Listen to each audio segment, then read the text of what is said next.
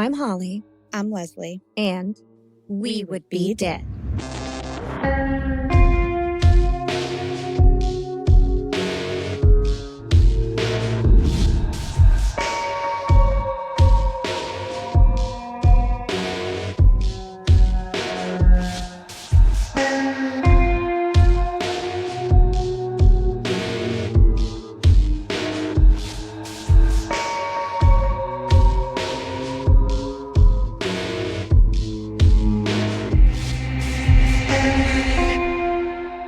Hey, Leslie. Hey, Holly. Hey, Beans.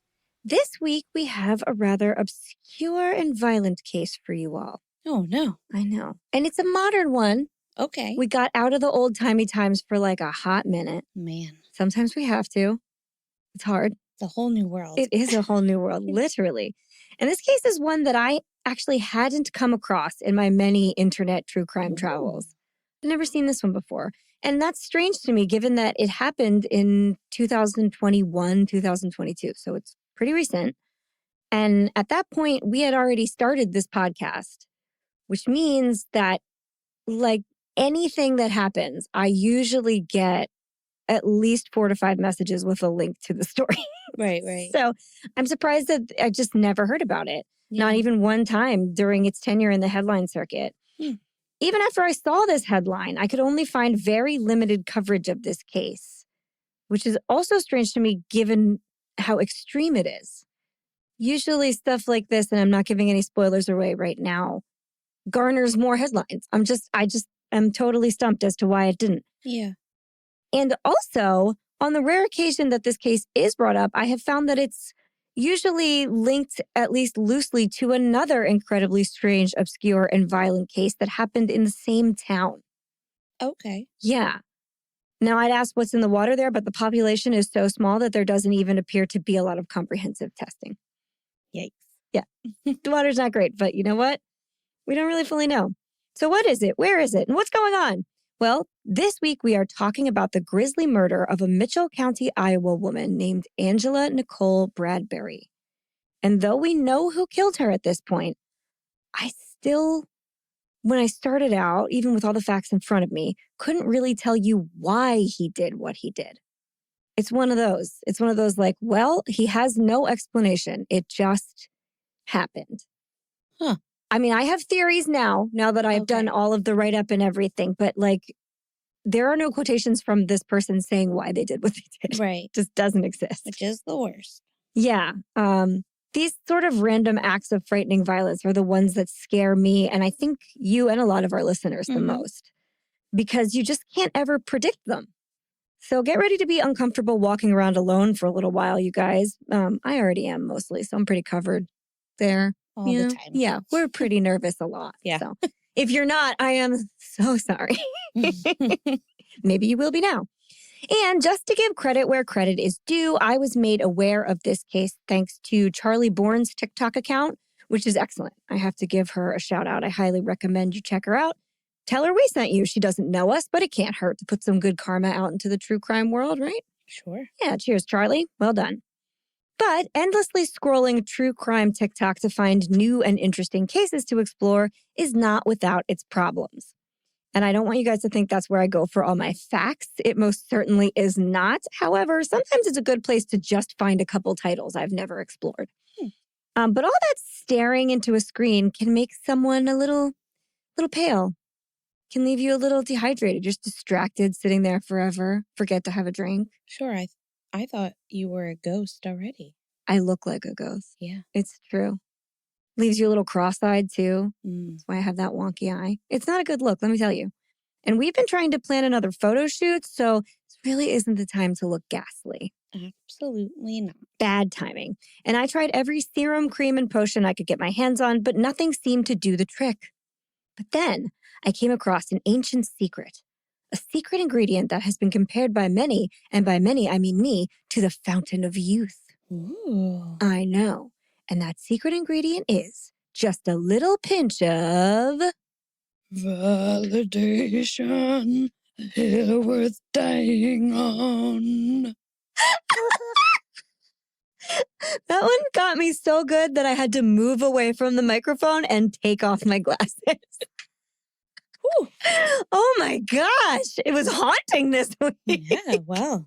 It really conveys our emotions well. And Yeah. if you don't understand what emotion that is, I can't help you. Or me. So that's fine. And best of all, Leslie, our fiends can give us that precious ingredient totally free of charge. But how? But how, you must be asking yourself. Yes. Stunned all over the place today. Well, I will tell you. Simply head on over to Spotify or Apple Podcasts and leave us a 5-star rating and or a friendly review.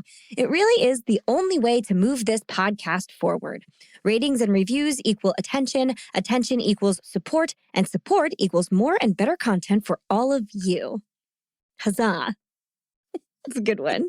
Hallelujah. But if you just can't wait for more We Would Be Dead content in your life, don't worry. You don't have to. You can support us over on Patreon. Careful. Don't hurt yourself.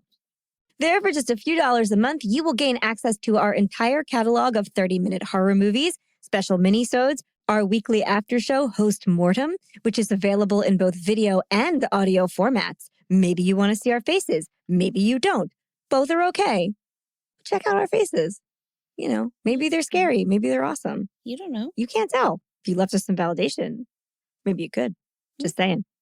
You'll also, if you're a patron, get a special gift in the mail from us, opportunities to participate in giveaways, merch deals, an on-air toast dedicated just to you, and more. Yay. Yeah. We have more exclusive content in the works for our beloved patrons. But if you have anything you'd like to see, never hesitate to let us know. We love to take requests. In all honesty, we are here thanks to our patrons, so come on over and be part of the We Would Be Dead family. And there's been some interesting, a few interesting documentary discussions in our Facebook group. So I'd like to get back to being able to discuss documentaries with our patrons. We're just looking at a platform that would be a little more suitable for us, that would be a little smoother and easier. And I was thinking that could be Discord. Ooh. Yeah, I don't do that right now, but it to me, I think it kind of resembles like a live chat room situation. I don't know if we could provide audio and then talk via like text with our patrons. I'm looking into that, but I think that might kind of help keep things smooth. So like we're the only voices happening, but everyone is still being able to give feedback. Okay. You know, if anybody has experience with Discord and you think it would be cool, please tell me. That's why I'm putting it out there. Cousin Nick. Yeah. Yeah. Do you know about Discord? Please tell me. Cousin Nick does. I love it. And if all of that is a little too much for you, you can simply follow us on social media. We are at Would Be Dead Pod anywhere and everywhere you get your content. You can like our posts, share our posts, like and share our posts. That's a good one. You can leave us a comment, post about your favorite episode, let us know when you're listening, tell a friend, tell a neighbor, tell the teens you met on a hike in the woods. They seem like reliable people. What are their names? Oh, Tara and I feel like Tara and Charlotte. Okay, Tara and Charlotte. Tell them they're out there on a hike. They gotta be careful. They feel like Girl Scouts. Yeah, they could probably use a compass. Tell us which direction is north. Yeah. Pretty good. They're like more modern Girl Scouts, not the ones that just sew. Yeah, although if they can sew, we also like that. True. That's good. Bake a cake. Yeah. That'd be great. Tell them to bring a cake. Know how to glitter all right, some glue. I know how to glitter just fine. You do. But I can't find north. So and they could bake me a cake. I'd love that. Oh. Yeah, that'd be great. Yeah. Then your friends and Tara and Charlotte can become fiends and we can all hang out together sometimes at family-friendly events when we're not. Anyway. Yeah, that's good. And I think that's all I have before we get going this week. I don't think I have any other news for right now. Leslie, do you have anything to add before we begin? No. No. Well, all right then. On with the show.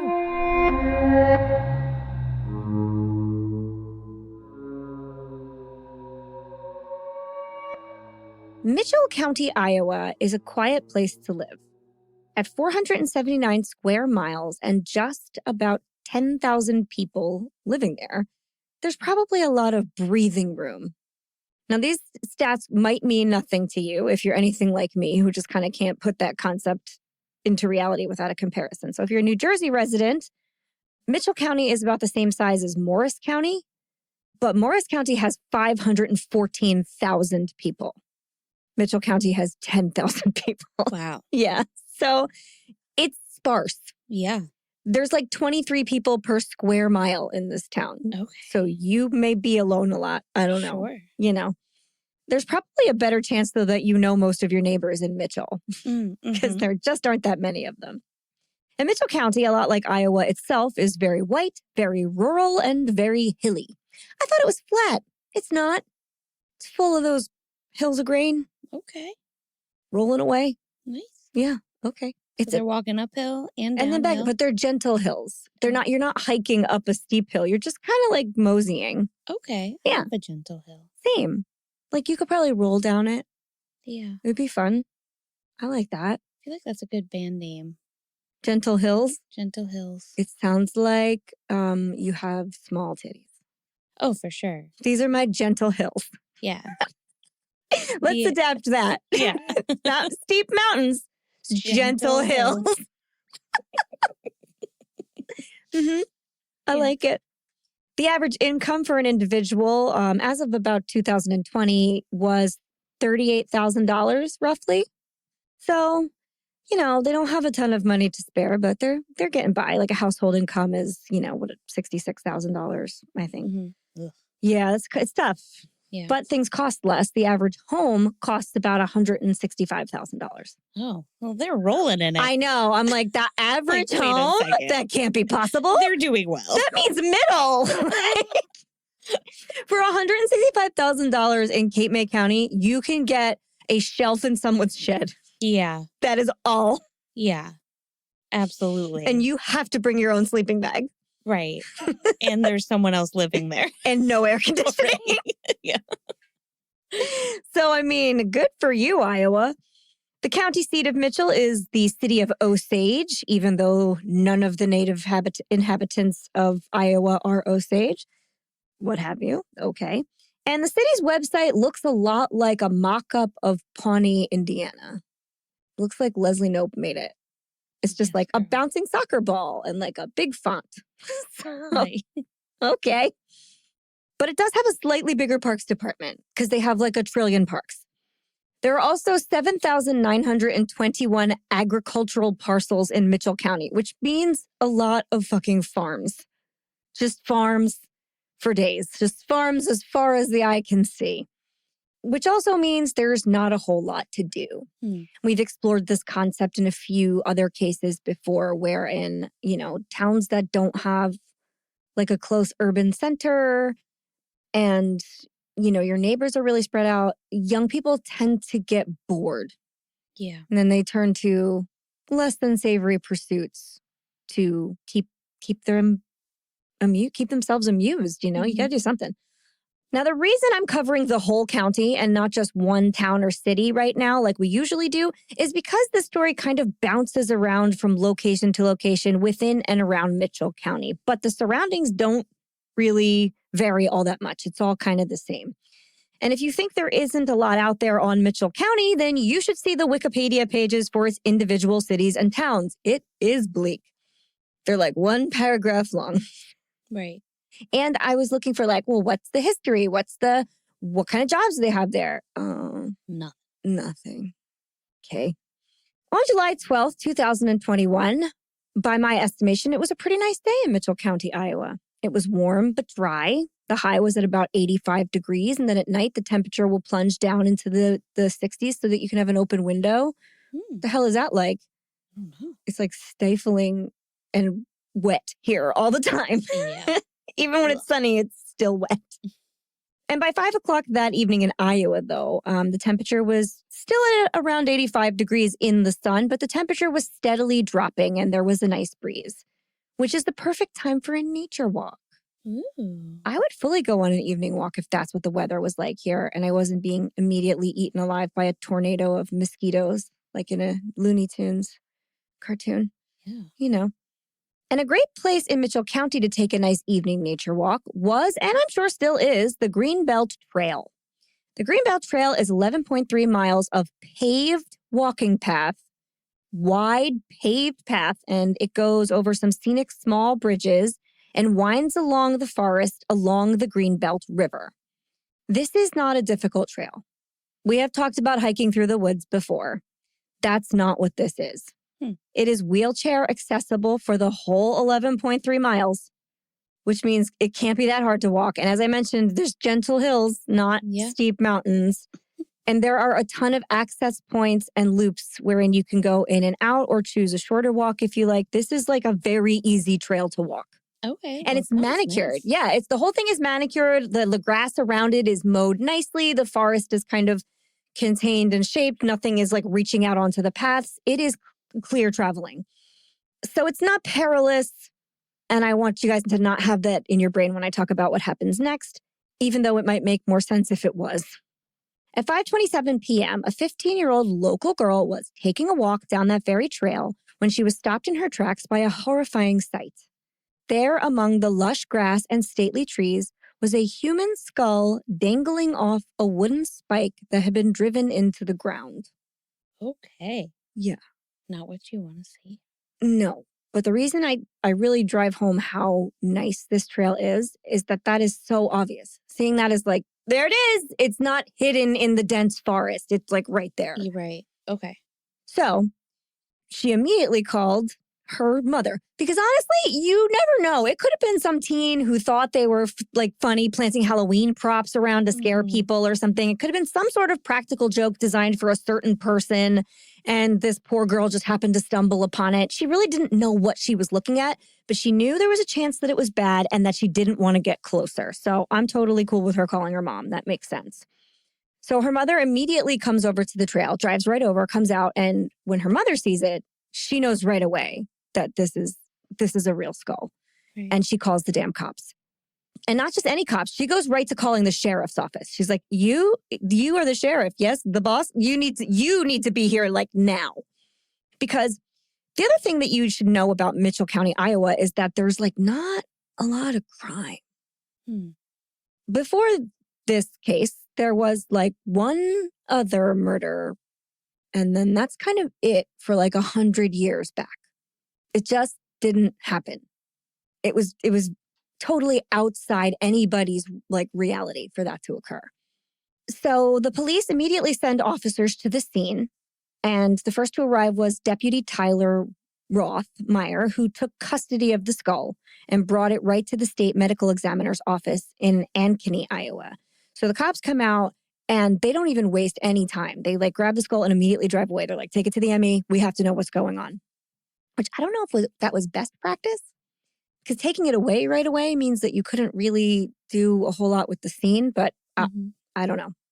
Now, I don't know how much you guys all know about bones. Some of you probably know more than others.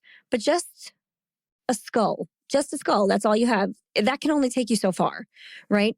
There are some rudimentary ways to distinguish the skull owner's birth gender, but they're not perfect. And of course, the teeth will also be very helpful should there be dental records to compare it with eventually.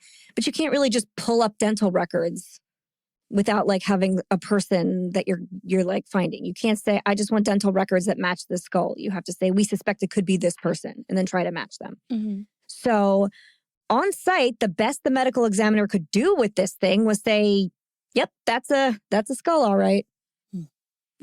Yep. That's what it is. And then they took some DNA samples to send off to the lab and made sure they documented like the teeth, and they kept the skull and preserved it. And that's all they could do. At that point, when the like initial DNA comes back, right? All they can see is that this skull was assigned female at birth and that the rest of this person's identity was not anywhere in the system. Okay. So that means no 23andMe, no, crimes where they would have had to have given their DNA, nothing. So all the police can do at that point in time was comb missing persons reports and wait. Wow. Yeah. Which is not really what the town is ever going to want to hear. They're like, you found a fucking skull in our sleepy town. What is that? Yeah. Who is it? Yeah. All they could do was figure this out right now. Yeah. All they could do was go like, we don't know. So the police go about their investigation, right? They interview everyone they saw around the area in the park that day. So if people were shuffling around, the police were trying to kind of flag them over and see if they saw anything. It seemed that nobody else had seen anything outside of the ordinary. Nobody else had seen a single unusual thing, which, as I mentioned before, because it's so open, would indicate to me that it hadn't been there for very long, right? Because it's 5 o'clock on a nice day in the summertime. People are walking down that path. They would have seen it. She wouldn't have been the first one. So how did that happen? And unless you completely blocked that time out of your memory, like most of us have tried to do, you will remember that July of 2021 was a time where a lot of Americans were still pretty afraid to be around large groups of strangers. Mm-hmm. We were still sort of masking, sort of social distancing, sort of back to normal. We didn't really know what was going on. So that makes this also kind of a weird time to have something like that happen. It also means that like people who were available to do lab work probably had more work on their plate than usual. So just putting that out there. Mm-hmm. And we really didn't know at this point how to exist in the world again yet. Our comfort zones have become so much smaller. I remember everyone talking about like, we just don't know how to be people right now. We're just used to sitting in our house I know. all the time. We're all so awkward. So this was in the weirdest zone of that. Okay. And I don't know if my comfort zone ever recovered, frankly. Mm. Now, this purgatorial waiting game went on for nearly, I hope you're sitting down, 7 months. Oof. 7 months. They just were like, that's a skull, all right. Oh my gosh. That's all we got. Did the chief leave it on his desk? You know, I was waiting for that too, because I think we've had that happen in more than one case. Yeah. But it's not mentioned here, but I'm so glad you said that, because in my brain, that's what happened as well. He just sat there like he's staring at it the whole time, every like, day. Who are you? Maybe it'll speak to me. Yeah. I don't think it spoke to him, though. But on February 2nd, 2022, something interesting did happen. Tim and Bonnie Bradbury reported their daughter, 29-year-old Angela Bradbury, missing to the Cerro Gordo or Cerro Gordo? My brain goes into Italian, so it's, I don't know, whichever one. The county sheriff's department, which doesn't seem like a big deal because women go missing all the time and most police officers are pretty casual about it. But when the Bradburys tell law enforcement that there's a bit of a twist to their story because they hadn't spoken to their daughter since April of 2021, so they aren't sure how long she's been in danger and missing for, they started listening pretty quick. Huh. I know. What? Like what? How? What? Now, there are a lot of keyboard warriors out there who are absolutely furious at Angela's parents for waiting 10 long months to report their daughter missing. And honestly, I couldn't understand why this would happen at first either. It feels very strange, right? But Angela was, by every single account I could find, including her obituary and any quotations from anybody who ever knew her, she was a very kind and lovely young woman who had a soft spot for animals, but she was not without her problems. Over the years, Angela had developed an issue with drugs and found herself in trouble with the law on more than one occasion. She also tended, because of this, to fall out of touch with her loved ones for extended periods of time. Like, this wasn't the first time she didn't talk to them for a long stretch. Yeah. She could be locally nomadic. She didn't really have a home base to live in. She wasn't living with her parents. She didn't have her own apartment. She kind of stayed with who she could. And that's how she had been for years. At 28 years old, her parents were hardly going to track her every move or demand that she report back home. She's a full-grown adult. And since this wasn't the first time she had gone radio silent on them, they just kind of thought she'd eventually pop back up when she was ready. But she never did. 10 months is a long time. It's a long time. That's a really long time not to hear anything at all. Especially from, and I'm trying hard not to, I'm not fully judging. Sure. But just, I would, if they're aware that their daughter has a drug problem, at least just, I feel like a certain amount of time goes by that you then just alert the cops to even just find out the worst. Like, hey, they've been missing. Yep. This is what's going on. Call the hospitals, but call the police station. Check the forest. We need to check basements and crawl spaces. See if she was hiding for hide and seek. Exactly. Now, to that end, there are several reports from friends and family of the Bradburys that state that they had tried to contact police about Angela before the formal report was placed, but law enforcement sent them away because a 28-year-old woman is entitled to leave home and not look back if she wants to. There is nothing the law can do. Your fully grown daughter isn't calling you. That's not a crime. No, but then for them not to have that information of like, oh, this could possibly be our missing person. Well, wait. That's on. Yeah. That's like the frustrating part. Yeah. Like, hey, we're letting you know that somebody that doesn't just run away, they're not going to go too far. Yep. They can't. They can't go too far. I mean, as I laid out in the beginning, we're in a pretty rural space. Obviously, there's not a lot of like public transportation in that kind of place. She doesn't have a car to my knowledge. No, she definitely doesn't have a car. So wherever she's going, she's getting rides to, and she's not taking the train or the bus. So, And either dead or on a vacation in, I don't know. Not Iowa. Like I just want to know. Yeah, I mean, I totally agree. But the police said apparently there wasn't much they could do about it. But I also have to say there's nothing to support these claims. There are, friends of the family on Reddit feeds and in comments of articles saying the family tried to contact police, but police wouldn't do anything. But those quotations are not in anything with any kind of journalistic integrity, nor are they in the case file and the police reports. Okay. So I don't really know. Every report made directly by Angela's parents simply states that she disappeared sometimes for months at a time, so they really thought nothing of it. Okay. Also, we have to remember that this is a family that lives on a big old farm and has for generations and are not incredibly widely traveled. They kind of just are, keep to their home space. So who knows how concerned they were. I mean, because they just didn't assume anything had happened. They just don't see that kind of stuff, Right. But by February, it had been so long since they'd heard from Angela that the Bradburys thought something must be wrong. 2 days after Angela was reported missing formally, law enforcement held a press conference asking for the public's help in finding Angela. Now, this is key. With the search announced and opened up, information about Angela's disappearance made its way to the Mitchell County Sheriff's Department, that's one county over from where they lived, and the Iowa State Medical Examiner's Office, both of whom were very interested in Angela's case very quickly. So there's our answer. If the Bradburys had just called the local police department and just talked to a local officer, they may not have known that there was this. I mean, they should have. It was right next door, essentially. But they may not have put it together. They didn't have that report in their particular files. So who knows? It's the same state, so I find it frustrating either way, but maybe there's a little more grace to be given.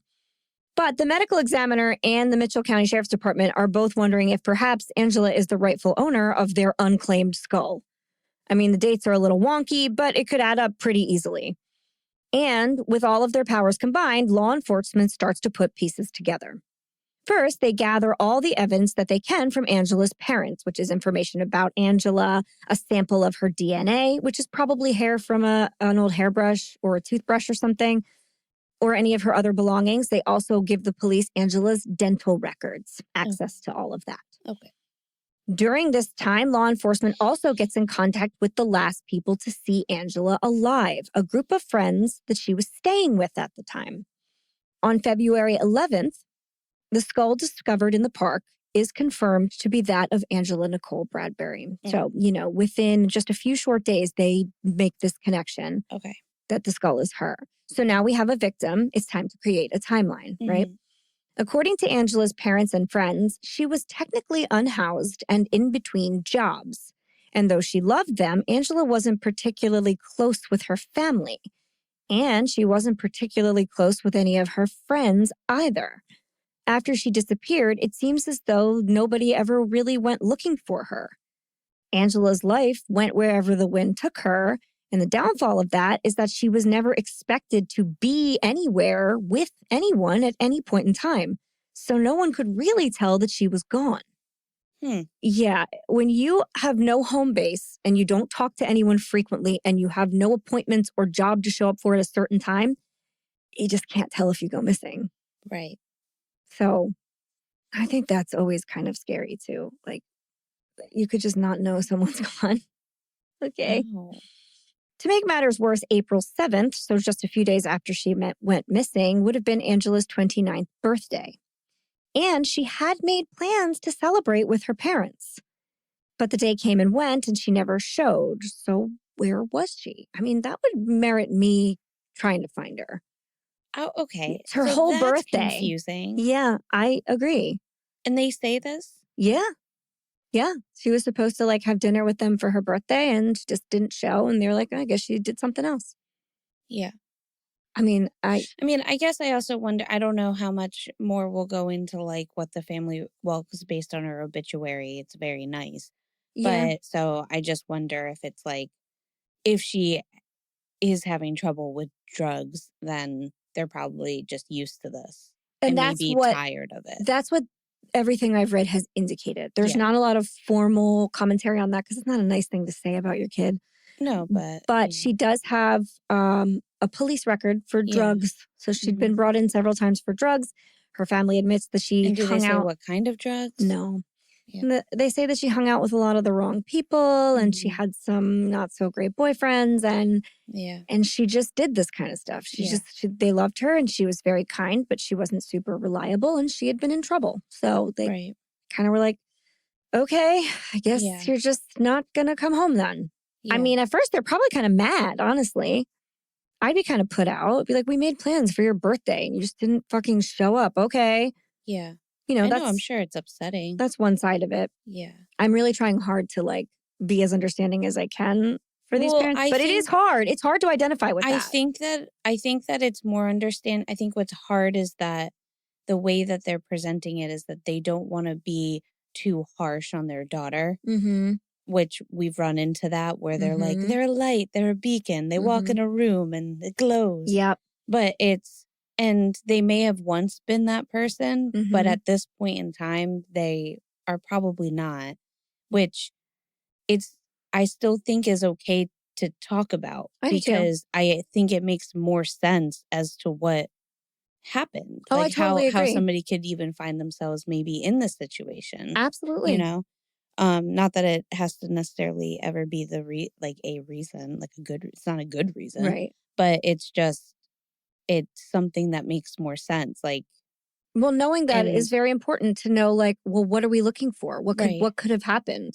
And I also think, because then I don't judge them for being like, and not that I should, but I don't judge them for being like, well, and it's been 10 months. And we just thought like, okay, she's just doing her thing. Well, this makes sense. She's probably like frustrated you before and she is 28 years old. She has this problem. She comes in and out and you've probably tried to do things to help and it's not helping. So if she misses her birthday party, you're upset and you're just like, okay, like she'll just come around when she wants to come around.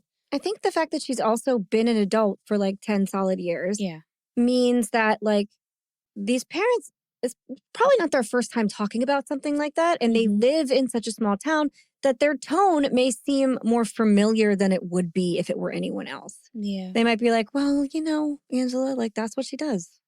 That's just how it is, And they might not see anything shocking about saying that because they've been dealing with it for so long. Right. So it makes sense. It does. But if you're anything like me, right now, you're probably screaming, what about her phone? Find her phone. Track her on her phone. Where did she go? Who did she call? Did the parents call her? Did they text her? What happened? It can give you all the answers. But I don't think that was an option. Oh. Now, it's hard to imagine a phoneless adult in 2021. And I can't confirm this is totally true because it's not mentioned in the case file at all. But there are no phone records ever procured. No one ever says they called her or texted her, and no device is tracked. I think that means she didn't have one. Wild. Yeah. And if she had, this is 2021, they would have pinged that phone. Right. That was standard practice in 2021. I mean, we were already talking about it on the air in 2021. It definitely happened. I just don't think she had one. But remember, she had very little to her name. She didn't have a job. She didn't have a formal home, apart from places where she was couch surfing, and she had a drug problem. So it's certainly possible that she couldn't afford a phone. She just couldn't pay the bill. And that would really lend more credence to the fact that 10 months could go by without her parents speaking to her because they can't call her. Mm-hmm. So this seems like a major roadblock, right? Like we're used to having a cell phone data at this point in time. There's none of that. But fortunately, this roadblock did have detours because the police report states that Angela's main means of communication had been Facebook. Another reason why I think she didn't have a phone. Because Facebook accounts are free, and it's a platform she would have been able to access from any kind of borrowed or public computer she could find. Mm-hmm. You at a friend's house, they have a laptop, ask to borrow their laptop. You're in an internet cafe, you can, for a few bucks, rent a computer for an hour. So go to a public library. You can talk to people that way. But it's not like her parents could call her on a public library's computer. So, And the police also discovered that all activity on her Facebook account had stopped on April 5th, 2021. Right after she went missing, she stopped talking completely. Okay. I don't know how savvy her parents are on social media. As I mentioned before, they are generations of farmers. And I know right now they do not have any presence whatsoever on social media. So maybe they didn't even use that to speak to her. Right. And what else is interesting is the night of April 5th at 11:30 p.m., police discovered that Angela had been arrested for trespassing in a car dealership.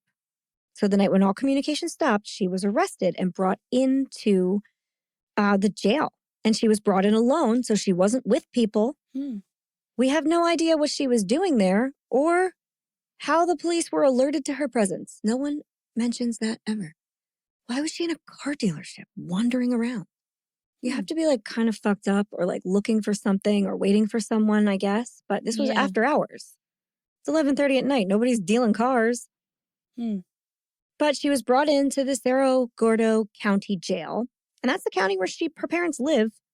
So there goes my theory about how they may not have known. They knew she was in jail and they didn't. Anyway. There's no report so we don't know why she was in there. Like she was trying to like steal a car from All we know is or... that she was there after hours and she shouldn't have been. And so they arrested her and brought her into jail. And I tried the same. I thought the same thing. I'm like, well, don't you want to know why she was in a random car dealership at 11:30 at night? Might that not clue you into what happened to her? But it doesn't exist. Not for the public to see anyway. Okay. But in Iowa, laws on trespassing do qualify such an offense without causing any damage to any property as a misdemeanor. So I'm not entirely sure why she had to be detained overnight because they brought her into the jail and kept her in a holding cell until the next day for being at a car dealership past closing, which feels extreme to me, right? Yeah. My thought is maybe she was like fucked up. Well, definitely. Then you would probably, for her own safety, you might keep her in a holding cell. She'd be like, I don't have a home. I don't have a phone. It's midnight. Right. I don't have anyone to call. Exactly. The cops would have been like, just stay here and you can see the judge tomorrow. This may have been a kindness. We don't really know. Yeah. Don't they normally do? Because if you're like intoxicated in any way, yeah. don't they somebody else has to pick you up. Sober up. Yeah. Yeah. So maybe my thought is that she was like on something. And that's why the police kept her in until she could be seen by a judge the next day. And the next morning she was sent to the courthouse and her matter was dealt with. I believe the standard penalty is a $200 fine. It's not even that much and you don't have to pay it on site. So after she was finished with the judge, she was dismissed. And security cameras do see her leave the facility. So she did go to the courthouse, she did see a judge, and she did leave the courthouse. We know those things happened. After that, nothing. At 2:00 in the afternoon, we then find out that Angela arrived back at her friend's house, a place where she had some of her belongings. I'm not going to say she lived there, really, but she was currently staying there. She didn't say much to her friends. She just changed her clothes and told them that she was going to St. Ansgar with a younger man who was picking her up. Then, sometime around 5:00, a man in a gray Ford Fiesta did, in fact, pick her up, and they drove away together. After that, Angela's friends never saw her again. And they didn't look for her or report her missing. Weren't you like, I mean, again, maybe this is just how she was, but like, she had enough of her belongings at this place to change her clothes, so she must have left something there. She was in the wind, that's it. Which strikes me as so strange. Yeah, but if they're also like... we don't know anything about these people other than the fact that they were living at this house and, they were paying rent and doing whatever. Mm-hmm. So there's also a skip step here at this specific point in the legal case files. So after this point, after we find out that her friends say she left with a dude and they never saw him again, the report jumps right to the DMV finding the owner of that gray car. So I'm just going to fill in the blanks and assume that there were security cameras or a well-placed Ring doorbell at that house, perhaps, that caught Angela getting into the car and they were able to read the license plate. Everybody has a Ring or something, or some kind of security camera. Even if her friends didn't have one, the neighbors across the street very well may have. And that makes it very easy to read a license plate because you're looking at it. That's just what, again, they don't mention it. That's just what I am assuming. I don't understand any other possible way to read a license plate other than security camera footage somewhere. Mm-hmm. So somewhere there was a security camera that saw this license plate. Okay. And the whatever device caught it must have had a retrievable memory that goes back for at least a year. Rings and security cameras now are mostly online too, so they do store things for quite some time. So the DMV then finds pretty quickly that the car was registered to a 23-year-old man from St. Ansgar named Nathan Gilmore, who oddly enough had also been arrested on April 5th, 2021 in the Mitchell County area. And he was at the same courthouse at the same time as Angela the following day. And as if that wasn't enough, he had also been in the Greenbelt River Park on the 12th of July, 2021, at the time when Angela's skull was discovered. Oh. How do we know this? Because he was interviewed by the police. Yeah. Oh. Yeah, he was at the park. Spooky. They're like, wait, we already talked to this guy. What? Ew. I know. Weird, right? Almost as if maybe we should have looked into him a little more. Whatever. So, again, the path that Angela's skull was found on was really well traveled. So there's no way the skull could have been there for long without other people noticing. So what is this guy doing there? Nathan's original interview was short and he claimed to not have seen anything amiss. He said he was just in the park, minding his own business, doing park stuff. He didn't see a skull. He didn't see anything. But we're not buying that anymore, are we? Well, no, but the skull it was 7 months though, right? Before the skull was seen? No, it's 7 months before the skull is identified. Identified. Okay, sorry. The skull is there on July 12th. Okay. And the girl finds it at 5:30. And nobody reports it before the same day. In July. Yeah.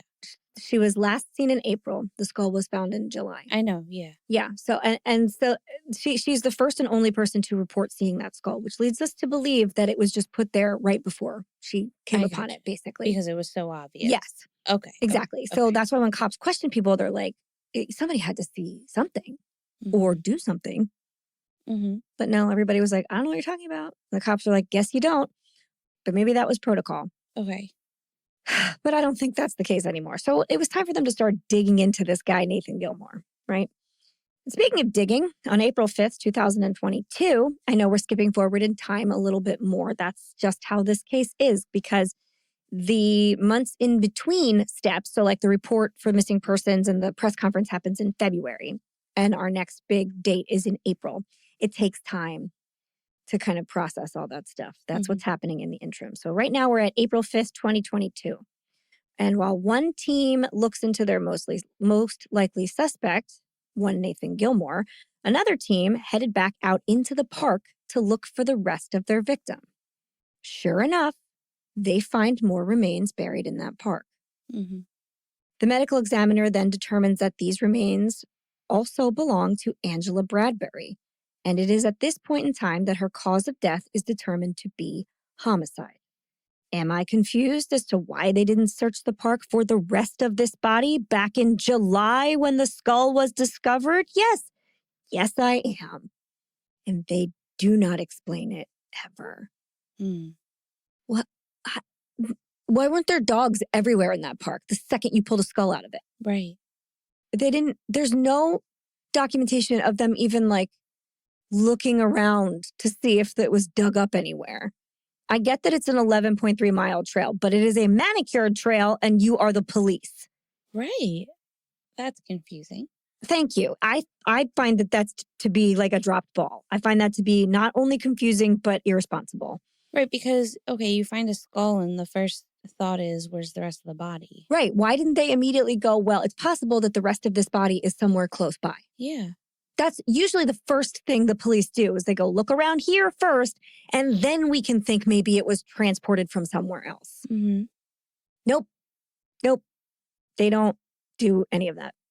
Meanwhile, the team looking into Nathan Gilmore found some pretty revealing things almost immediately. Is anyone surprised? I'm not. Nope. Nathan was not exactly a pleasant fellow or a law-abiding citizen. There were 24 criminal court cases against him in the state of Iowa, spanning back to just 2018. Remember, he's 23, so he hasn't been a grown-up for that long. And in 4 years, he racked up 24 criminal charges. Oh, my goodness. Some of those include 10 drug-related cases, 1 criminal mischief case, which means vandalism or property destruction. That's what criminal mischief is.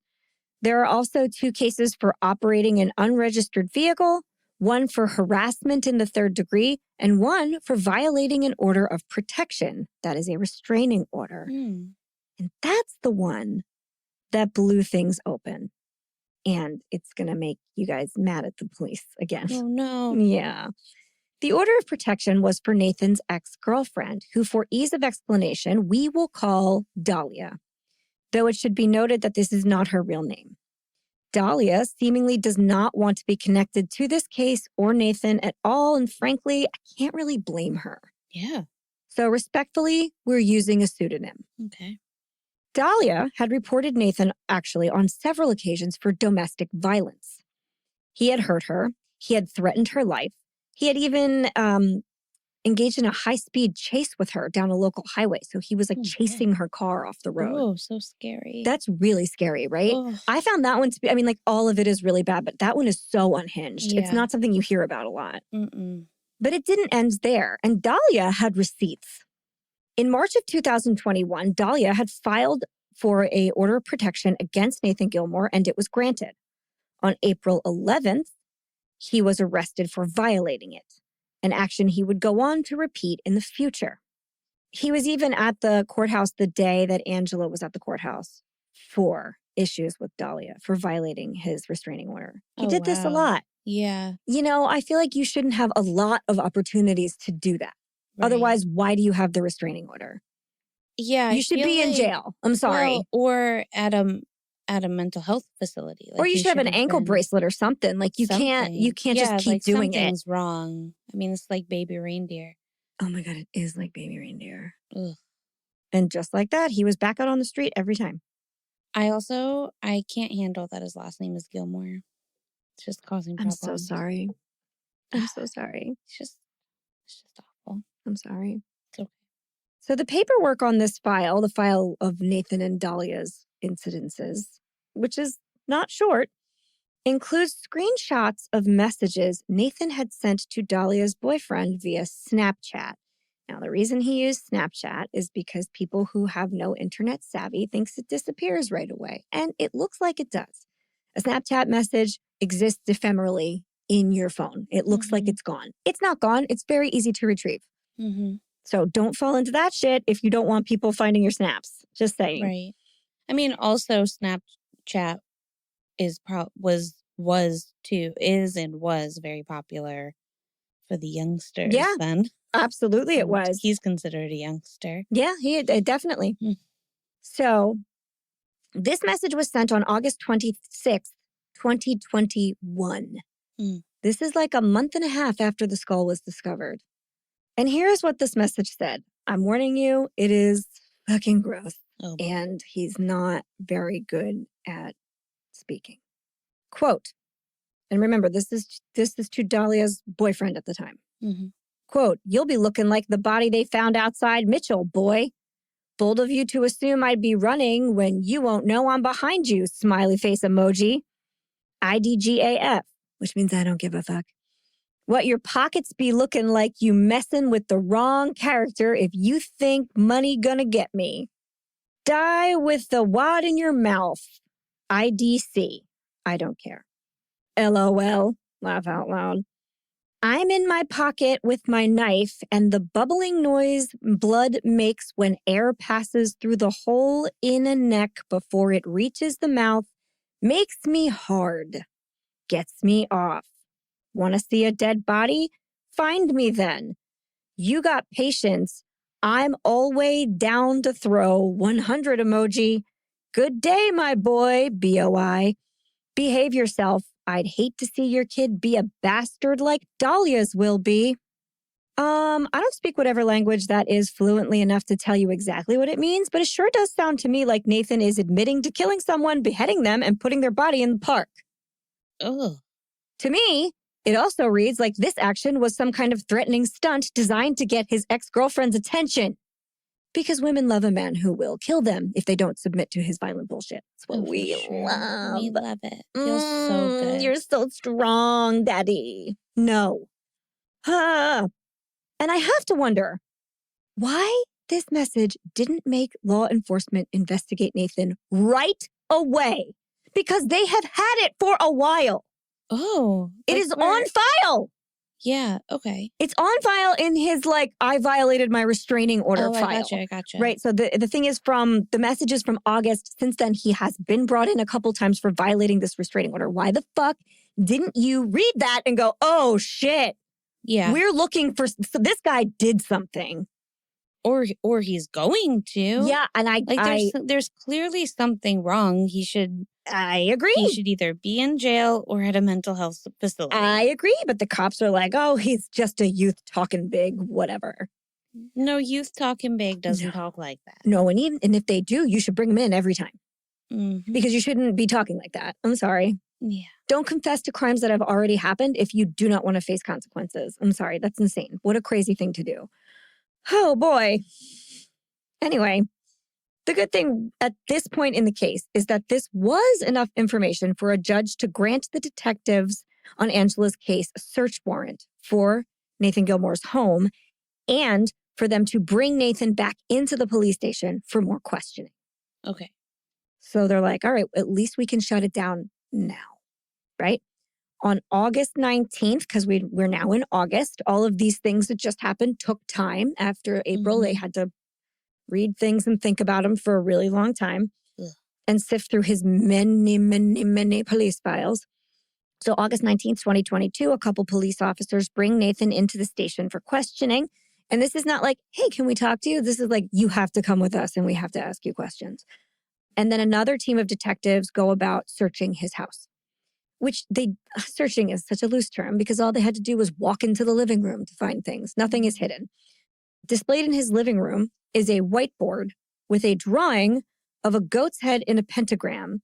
And around it are the numbers 04/06, 0590, and 43.4, -92.8. And then around all of those things, there appear to be droplets of blood. It is never identified whose blood that is or if it's ketchup. They just say it looks like blood. That's all. The numbers, however, don't take a long time to decode. 0406 is the day of Angela's murder, most likely. It's the day nobody heard from her since then. It's the day she went to court, went to her friend's house, and then disappeared. 0590, according to Urban Dictionary, is code for a person who doesn't want to live anymore. I had never heard that. Yeah. But apparently that's what it is. And 43.3, -92.8 are the abbreviated GPS coordinates for the Greenbelt River Trail Park, where her skull was discovered. Huh. Yeah. And the goat's head makes the police immediately think, ding, ding, ding, this was a sacrifice to the devil. Oh, boy. Because apparently it's still 1994 in Iowa at this point in time. Now, personally, I totally disagree. I don't think that's what this looks like at all. The Sigil of Baphomet, which is what a goat's head in a pentagram is, has a long and storied history, but none of it has anything to do with making sacrifices and putting heads on sticks. That's just something edgelords decided would be cool, and then it was amplified by the satanic panic of the 1990s. So they just kept doing it. But before we press on, Leslie, what do you say we make these guys look even dumber? Does that sound fun? Why don't you give us a little bit more about the Sigil of Baphomet? Sure. Yeah. Okay, so the Sigil of Baphomet is the official insignia of the Church of Satan, created in 1966 by the founder of the church, Anton LaVey, to represent earthly desires and earthly principles. I just feel like Anton LaVey, like his parents naming him that, just like, did they know he was going to become somebody? I don't think they did. It's just such like a good name. I think he chose that name. Do you think so? I think maybe not. I'm gonna look. Yeah, look that up. Will do. Because he has like a long ass name, but then I just said Anton LaVey. Yeah. Born Howard Stanton, Levey. Damn it. Howard Stanton Levy is his actual name. So his parents did not think he was going to become anybody. No, they were like, this is Howard. And he was like, it is Anton. Okay, wonderful. And we will spell Levey differently. And I'll give myself a middle name that no one can pronounce. Which is why I left it out. Yeah, that's why I left it out. Okay.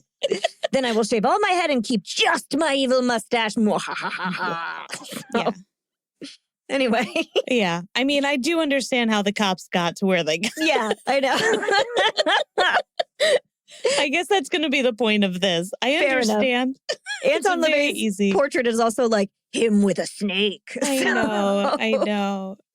All right. Okay, anyway. The pentagram, in general, is a 5-pointed star drawn in an uninterrupted line. The symbol has been around for, like, ever. Yeah. Initially, the pentagram was seen as a protector against evil. Each point of the pentagram, there's a bunch of different representations for this, but one of the main ones, like especially coming from, like, say, pagan religions, each point represents fire, air, water, and earth. And then with the spirit being the highest point. And that's Captain Planet. That's Captain Planet. Great, up there. Got it. Okay. So essentially this pentagram represents order and balance with the spirit at the highest level, right? Great. So if you invert it, it would then put generally the bottom to the top. Exactly. Put the bottom to the top and kind of make it more of like chaos in a way. Okay. That's one feeling of it. The other feeling is that instead of putting the spirit world like at the highest level, you're almost balancing things out even better by putting it at a lower level to be like we're more grounded and within like our realm where we are. So in earth-based religions like current paganism and Wicca and stuff, the top of the star is on top, right? The point is there. So it's not an inverted. No. Okay, and this one is inverted? Is that what we're saying? Oh, yes. The Sigil of Baphomet is inverted. Yes, okay, thank you. So that's like the pagan one. And obviously with every pagan like symbol, Christians like to take that. So for a while, like centuries ago. Like a lot of while. Christians also used this symbol. That was their main one before the cross was, actually.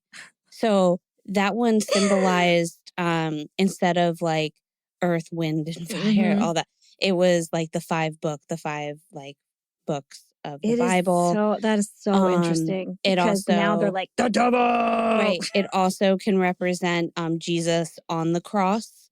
So his head, his hands, his feet. Oh, yeah. It does. It is like a person shape. Yeah. Okay. All right.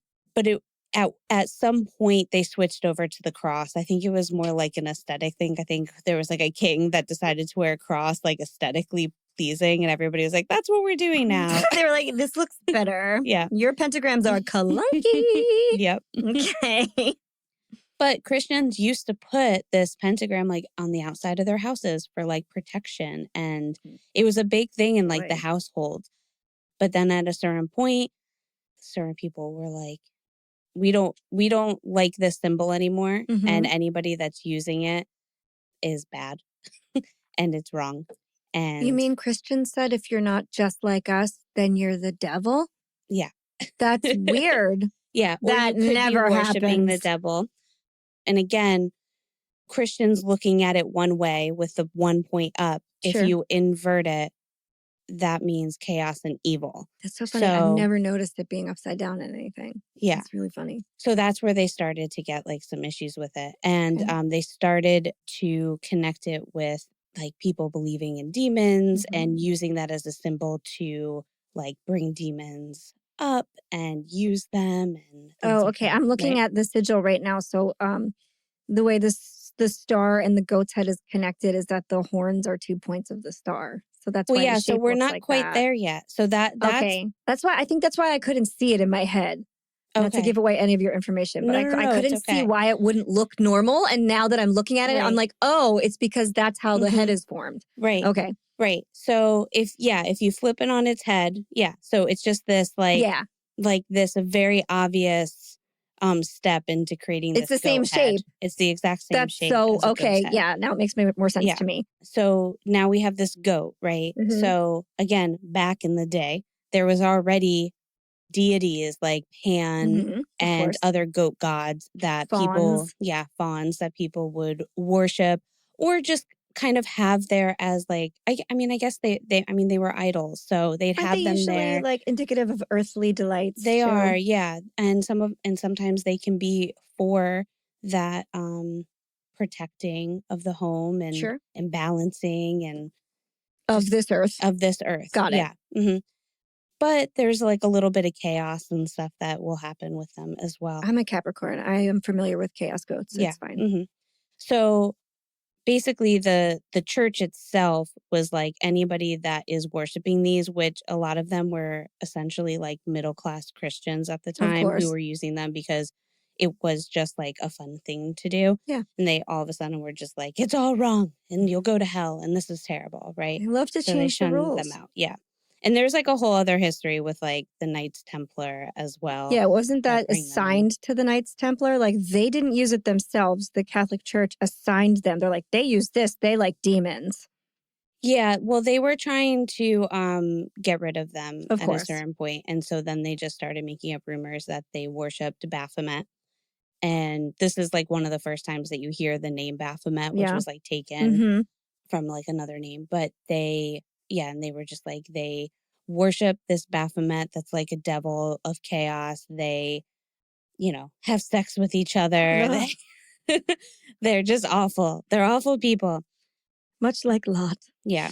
But anyway, so this symbol was like then seen upside down, was just like the cross too. Sure, Was an seen, inverted cross is also. cross Mhm. is also seen as kind of evil. But even the inverted cross, that is so Saint Peter. Mhm.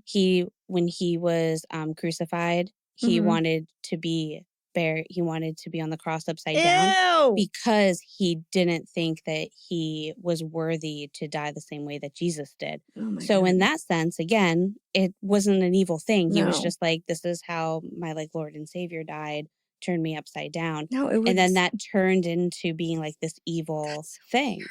But it wasn't initially that. So really, anybody that is trying to go against the church, like for instance, the idea of like, I'm a Christian, but whatever the church is doing right now is not representing me. Like my community is no longer representing me and they're not being heard. Yeah. Then they do something that catches their attention. And one of those things is inverting the signs. Okay. And that is just like, hey, and it really pisses off these so Christians. passive aggressive. it pisses them off because they're just like, oh my God. And it's like fear based. And, it's just like, they're just scared. They're like, oh my God, we're going, like, the devil's coming. And they're coming. doing all these things. Yeah. So, I mean, we know that. Like, we've talked about these things and stuff, right? So this symbol that Nathan has on his wall. The goat's head that is within the inverted pentagram represents Baphomet, and Baphomet is linked to other goat-headed deities, including, like, as I said, like Pan and the goat of Mendes.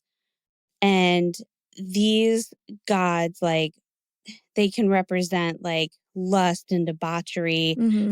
People view Baphomet as, like, a false god. And which is interesting because it's made up. It is made up, sure. It's not even in, like, the Bible proper. Yeah. Or like any proper mythology. I don't think Baphomet is like a central character in any kind of like foundational religious literature. No, they think that they get the name actually from Muhammad or it's almost like Mufammet or something like that. But so that's like in Islamic. And then you have these, I don't know if his symbol had like the numbers around it, but the traditional sigil has like these drawings around it.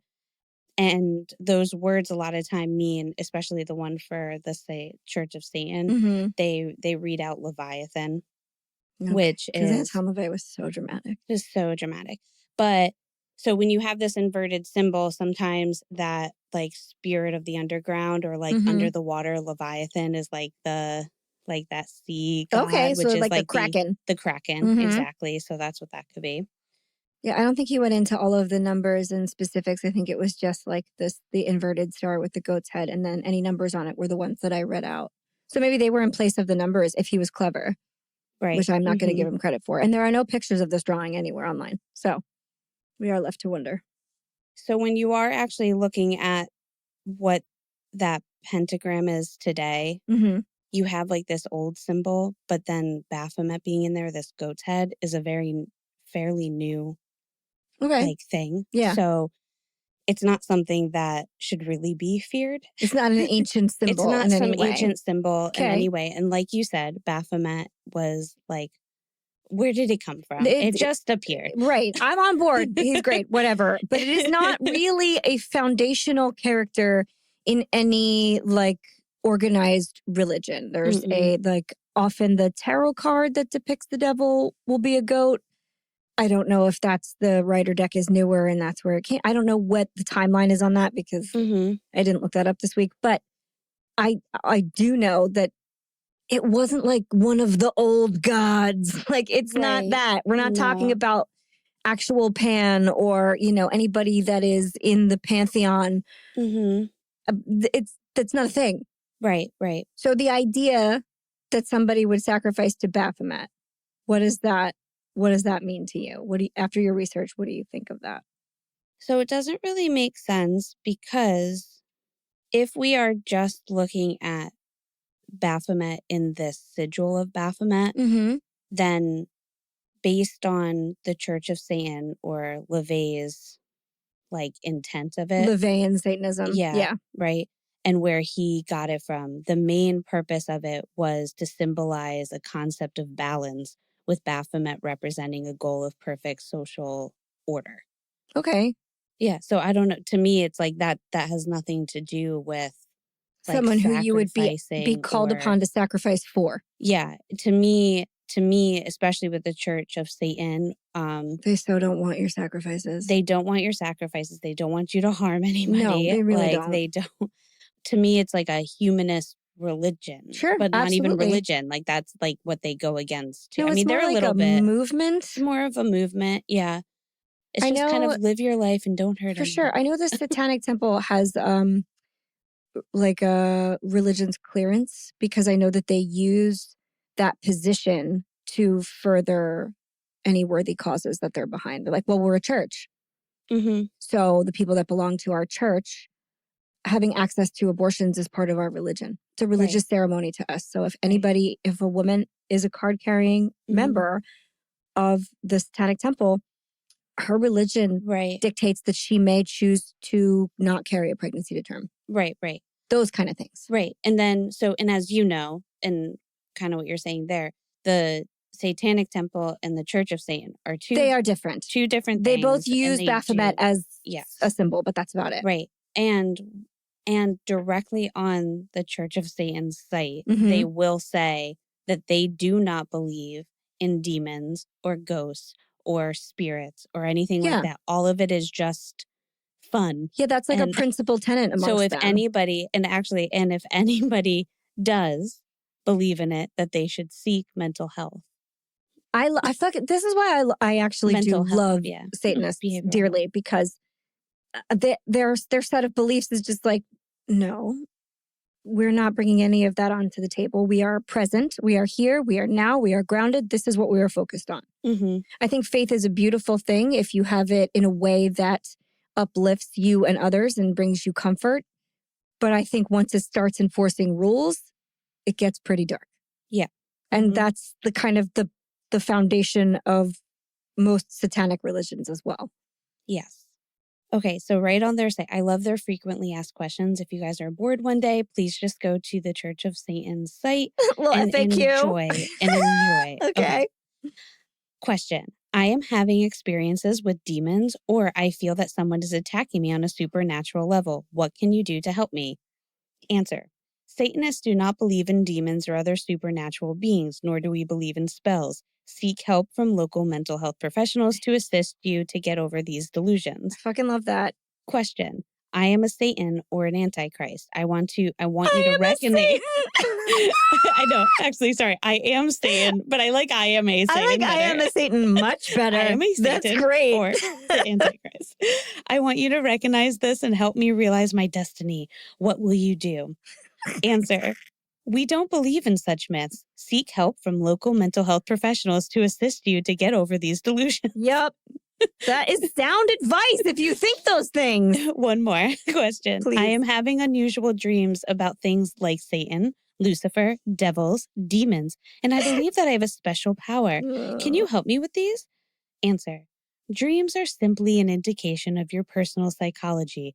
They have no other meaning. If your dreams are bothering you, seek help from local mental health professionals. Fuck yes. There are no, quote, special powers, end quote. It should be enough of a challenge to find any real talents you have and work hard to develop them so that they will enhance your life. Ain't it the truth? Oh my God. It's so good. It's so sensible. Yes. It just, everything I've ever read of, I mean, aside from like back when Anton LaVey was holding black masses and putting on big productions, but anything I've read of like practicing modern Satanists or members of the Satanic Temple, especially, it is very grounded. Mm-hmm. It is very present in humanity. Mm-hmm. The idea that anybody affiliated with any of those churches would say, you must make a sacrifice to a god is fucking absurd. Yeah. It's so far out of alignment with their beliefs and their structure. It's unbelievable. Mm-hmm. I mean, I will say, but if somebody, okay, it is. And I wish people would realize that more. Same. And I wish that they wouldn't be so scared of those things and realize that, like, when they see symbols like that, that it's just people trying to get under your skin because they think it's ridiculous how serious you are taking these things. Like, and sometimes it is. Relax. Yeah. And sometimes you should relax. And you should relax because even if you do believe in, like, in that stuff, or like if you have a strong relationship with God, then those symbols, like, what are they doing to you? They really shouldn't matter. No, they don't affect you, your faith, your God, and your future in any way, shape, or form. Yeah. It's all absurd. Okay. It's going to be okay. I agree. But there are those people who think that they look cool on Spirit Halloween silver rings and have decided that that means that they should sacrifice things to a goat god. But if you see anybody who is subscribing to that, know how dumb that makes them. Yeah. It is like profoundly uneducated, and any card-carrying Satanist or member of the Satanic Temple would immediately kick them to the curb. Yeah. So that was my most important takeaway, and I loved all of that information. And I could talk about this for like 1,000 years, and we both could. And if you guys like it, maybe we'll cover more of the Satanic Temple and the Satanist movement and Anton LaVey in the future, because we both are very interested in it. So let us know if you like that. But anyway, thank you, Leslie. That was wonderful. Thank you. Back to thank you, Holly. Curtsy. Back to Nathan Gilmore. So all of what we just said is why it is absurd that if you saw a crazy illustration like that, that you would glean, oh, this is a sacrifice to the devil. That's not, none of that means any of that. But okay, the police didn't listen to us, obviously.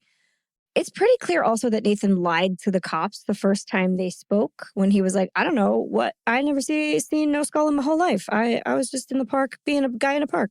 Sure. As one does. They decided to give him another chance to amend his statement, maybe. And when they brought him in on that day in August, when they were also searching his house, they said, okay, so like, give us your story again. Just tell us again. No, it was like a year ago. What'd you see?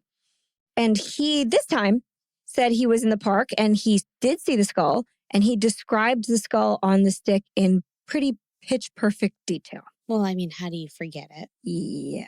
But the cops were like, but you didn't see it. So how do you know what it looked like? Hmm. And he said, well, I mean, it's in the news. And I read about it. And then, like, there are a lot of people who live in this town who talked about it. And I heard all of the rumors on social media. And that's what I'm telling you right now. That checks out. Right. Except for when you're phrasing it to the police, you would say, I saw it and this is what it looked like, instead of I read about it and this is what I heard. Mm-hmm. To the police. Yeah. You'd make that mistake to the police. Yeah. Okay, sure. All right, fine. Cool.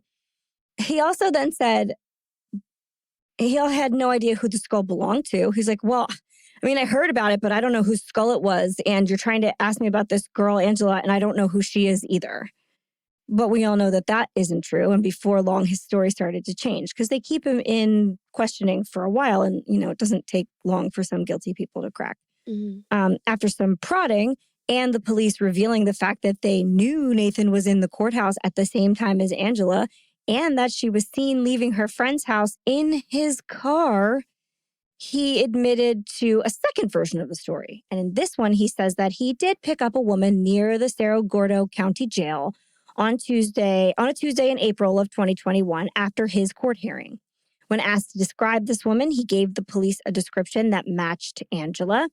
He also admitted that at the time he did know who she was. He knew that her name was Angela and that she had been in jail the night before for trespassing. But the police have a hard time believing that Nathan just saw Angela walking along on the side of the road and decided to give her a ride.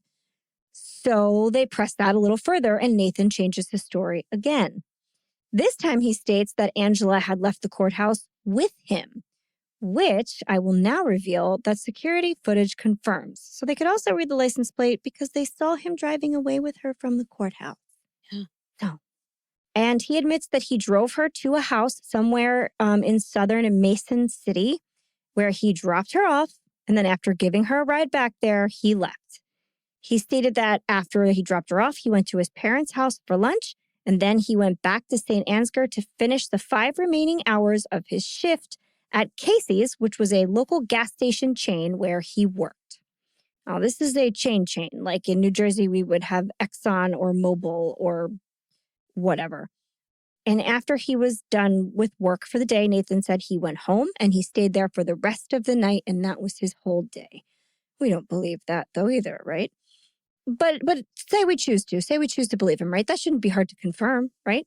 While his parents may or may not remember every single time their son had lunch with them, I'd wager that a local business that happened to be a corporate chain would probably have records of every time their employees clocked in and out, right? Right. Yeah, I'm right.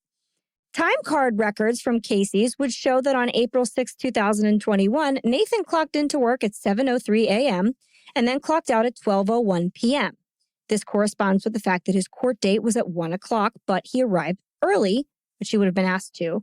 And that's how he would have encountered Angela, because her court date was before him. So they were waiting together at the same time. Casey states that he then clocked back in at 4:29 p.m., which would have been after his hearing was over and after he supposedly dropped Angela off at the house where she was staying. But then he clocked back out again at 5:29 p.m., which is hardly the remaining 5 hours of a shift. Mm. Now, Angela may not have had a phone, but Nathan did. And our old friend Facebook, a platform where Nathan was also very active, happens to track your location when you use it on your phone. According to Nathan's Facebook record, his account was active on the evening of April 6, 2021 at 7:21 p.m. in the area of the Greenbelt River Park, and he remained active in that area until about 8:37 p.m., at which point they traced him traveling back to his home in St. Ansgar. At this point, there was nothing Nathan could really do. This mangled series of interviews, combined with the evidence found in his apartment and the evidence obtained from his Facebook account and former employer, pretty damning. That evening, he was then arrested for the first-degree murder of Angela Nicole Bradbury, and he was held on $1 million bail. Oh, boy. Which for that place and time is a lot of dollars. Mm-hmm.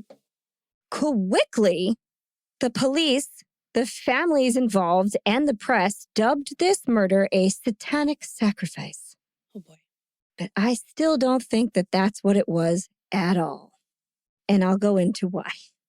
In a pre-sentencing trial, Nathan's defense lawyer tried to have all of the evidence found in his apartment, so the whiteboard, the coordinates, that stuff, tried to have it suppressed, I guess on the grounds that it was circumstantial evidence, because anyone can make art based on current events. That doesn't make them guilty of murder.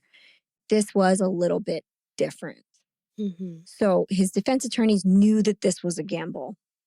In an effort to settle this, without a very iffy battle over said evidence, Nathan agreed to confess to the lesser charge of second-degree murder, which would take the death penalty off the table. And a lot of people will plead like this so that they don't get death.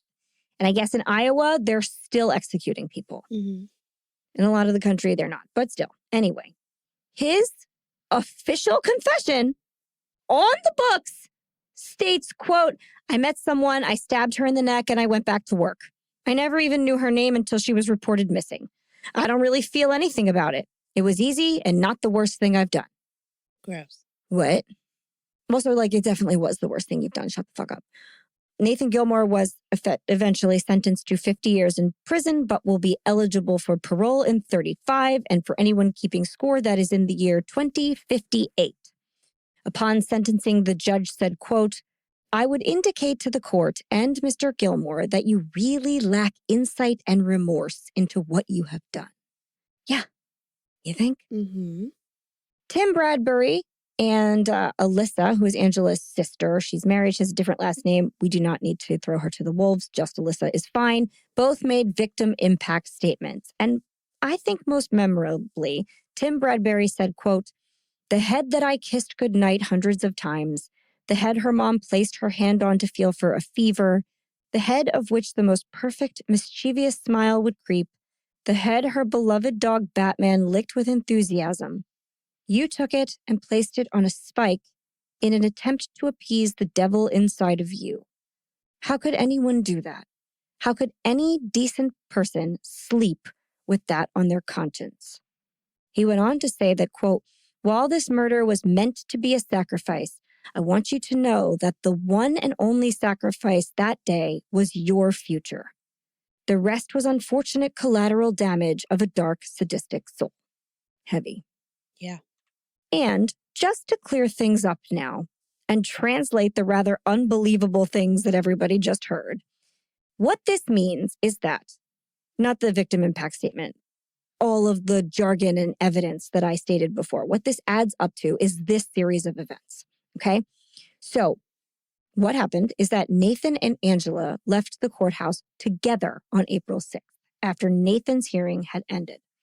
He then drove Angela to her friend's house and dropped her off. So he left her and drove away. While she was at home, she got changed and freshened up, told her friends she was going to St. Ansgar with this guy. Nathan had a meal, probably with his parents, and spent an hour at work. Then he came back to the house and picked her up again. And sometime after he picked her up, Nathan stabbed Angela in the neck until she was dead. Then he buried her body in the woods somewhere near that trail in the park, somewhere out in those woods. So not right next to the trail, somewhere, where I guess no one saw it for a time. 2 months later, Nathan came back to the scene of the crime, dug up Angela's body, removed her skull, placed it on a stick, and prominently displayed it near the side of the trail. After that, he then stayed in the park until the police showed up and gave them a statement, an action that was entirely voluntary on his part, and then left. Ugh. Yeah, the fact that he went back to do that is telling to me. This is not what a sacrifice is, you guys. That's not how it goes. That is someone who wanted to show off what they did and nobody was paying enough attention. I did this thing. Nobody found out. Nobody's looking for her. Nobody knows anything happened, so I have to make it more obvious. And history would agree with me. Because historically, a head or skull displayed on a stick is a warning. It doesn't mean I sacrificed a thing. It means you could be next. Frequently, this was also used as a punishment for people executed by the government. Right. Vlad the Impaler laid out thousands of skulls and whole bodies on pikes to make statements to his enemies. In England, the heads of criminals, especially those convicted of treason, were mounted for display on London Bridge from about 1300 until 1660. There are a great many more examples of this throughout history. And even if Nathan Gilmore wasn't exactly a historian or a scholar, this symbolism is not subtle or hidden. It's all for show. If you ask me, the whole thing happened so that Nathan could intimidate or impress, or both, his ex-girlfriend and her new boyfriend. That's the only people he talked to. And that is some real incel shit right there. If it wasn't, he would have stayed quiet and probably gotten away with murder. To further this theory, I also took into consideration the fact that other than being a big talking edgelord, there is no indication that Nathan gave a single solitary shit about gods or devils or demons or monsters or sacrifices or magic. He didn't have any literature. He didn't have any outfits. He didn't have anything. The only social media of his that has survived to this day is his Twitter account, or what used to be Twitter. I guess it's called X now, but I'm not doing that. And I looked at all of his posts. It's not a lot. And he just obsessively talks about his ex-girlfriend, about how much he loves her and how perfect she is and how much he likes to have sex with her. Then he posts memes about how good he is and how much he knows about sex. And there's like some really racist shit on there. And that's it. There's no, and heavy metal music. That's all. There's no devil worshiping. There's none of that. It doesn't exist. He does, however, follow my friend Jay and his podcast co-host, which I don't love. That is so wild to me that there's that connection. So what's more wild is that he probably followed Jay when I was on his YouTube channel, which means this guy has probably laid eyes on me. Ugh. I hate that so much. Oh, but I mean, these guys do have really big followings, so it is what it is. Yeah. I don't love 1 degree of separation, though. No. Okay. In the end, I am happy to report just one thing, and that is that Dahlia, the ex-girlfriend, has since gotten married to that poor boyfriend that got that horrible message, and they have a healthy baby girl together. She has gone on to say that she was horrified by Angela Bradbury's senseless murder, but not surprised. Now, the final thing I'll say is that I did mention before that there was another case that is often talked about in tandem with this one, and you might be wondering what that is. All I can say is that it is so disturbing that I couldn't bring myself to do a full hour on it. But if you are still curious, you can find out more over on Patreon. Check out this week's Hostmortem for that. Exciting. Cliffhanger. What? So, toast? Toast. Well, to Angela. Yeah. God. Poor Angela. And to Dahlia. And to Dahlia, because without her reports, this would not have happened. They would not have had the evidence to convict this guy of this horrible murder. And who knows? If he didn't get caught, he may have gone on to do more senseless, ridiculous stuff. He clearly had no regard for human life. Right. So cheers to Dahlia. And if we were to get into a stranger's Ford Fiesta, we would be dead.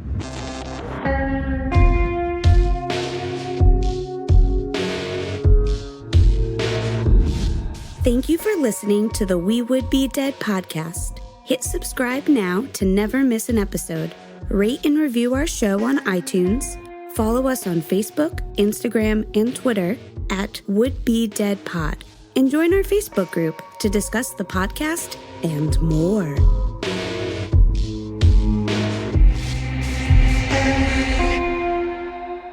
Your pentagrams are clunky.